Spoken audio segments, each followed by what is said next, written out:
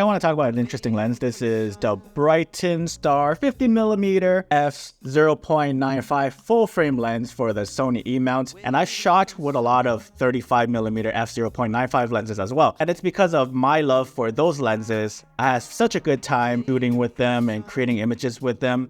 That I wanted to test this out. Brightin Star approached me and asked me if I wanted to try out their full frame version, and me being curious, I said hell yeah, because I would love to see what the 3D pop looks like on a full frame sensor. And spoiler alert, it's not bad. It's not bad at all. Now, this is a solid piece of lens. It's quite heavy. It's one of the more heavier prime lenses that I've used. The manual focusing is nice. The aperture dial is clicked, which is always so good for me. It goes from f0.95 all the way to f22. We also have this lens hood that comes attached to the lens, and it's not something that you can take off even though I want to, because this thing is so annoying in the first place. It doesn't even stay in place, and I feel it's so flimsy. Overall, it's a solid build from Brightin Star minus the lens hood that is attached. I think that was just an oversight on their part. It sucks. Now, when it comes to the image quality, this is where it gets quite interesting from my findings.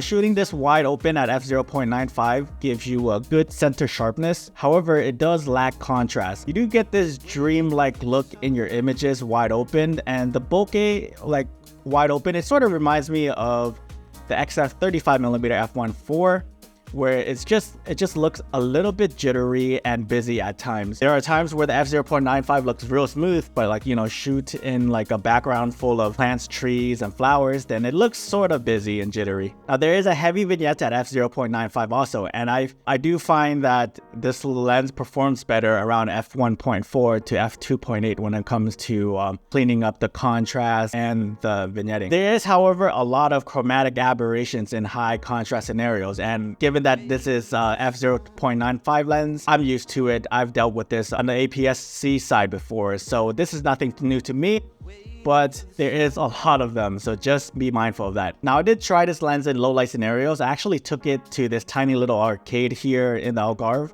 and the f0.95 lens did its job. It worked well in that scenario. We used the neon lights we got from the arcade games to help illuminate the model and try to get some unique shots here. However, I did find nailing focus a bit harder because the EVE and the back of the LCD screen sucks on my Sony a7C II. So it was hard for me to actually manual focus, even with the focus peaking on it.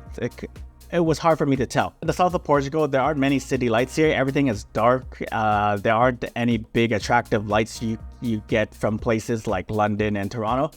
So you have to work with what you got. However, I got a good amount of light because I shot everything at f0.95. So I can see this being really useful for, wedding photographers and dimly lit situations. Overall, I find this lens to be optically flawed. And some of you guys would call this character. The center sharpness is good. It's good wide open, but it does lack contrast. And I find the people who are going to use this lens or going to find this going to get the most use out of this lens are the artsy creative folks that want a different look to their image. If you're shooting with a Sony, chances are you're into like G Master lens or Sigma lenses or lenses that is just like very clinical, very sterile, and chances are it takes amazing, sharp, clean images, but it's probably boring to use. Going to this lens, however, is like a totally different experience. It does need a little bit more experimenting with, and it needs someone with a little bit finesse wielding this lens. Again, I wouldn't be using this on a client shoot though. This lens is coming in at $350 and you're getting a full frame f0.95 lens, and it's a lot of glass. It's a huge chunk of glass. I haven't dealt with a lot of f0.95 full frame lens, so I don't know if this price is justifiable or not, but I'll leave it up to you guys to decide. Yeah, so overall, those are my thoughts. I had a lot of fun shooting with this lens. There was a lot of thinking involved. I actually had to slow down my process because, again, it is manual focus.